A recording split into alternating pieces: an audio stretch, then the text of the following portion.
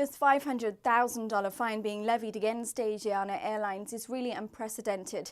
Regulators here in the United States say that no other airline has ever broken federal laws that require foreign airlines to adhere to a family assistance plan, which is to give prompt and generous support to the relatives of victims of a plane crash. Just to remind you of the circumstances of this one, it was the 6th of July last year when Asiana Airlines Flight 214 crash landed as it came into San Francisco International Airport.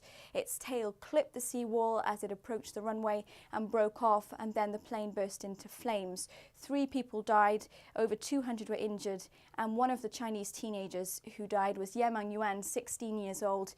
Controversially, she survived the impact, but a post-mortem found that she died after being run over by an emergency response vehicle.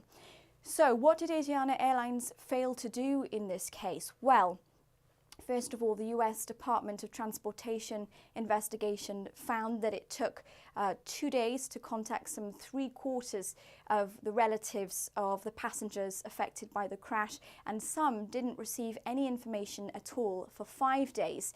Given that most of the families are in China and South Korea, they were really looking to Asiana Airlines as being their major source of information about what had happened to their relatives. On top of that, the airline failed to publicize an emergency hotline that it had set up for victims' families. There was a number, but it was a reservations number, and when you called, you were taken through many stages of automation before being able to actually speak to a real person. So that was frustrating for the families at a time when they were suffering from anxiety and grief. Also, they took 2 days to send over any reinforcements to San Francisco, and when the personnel were dispatched, they couldn't speak the languages of the passengers, so there were also translation issues.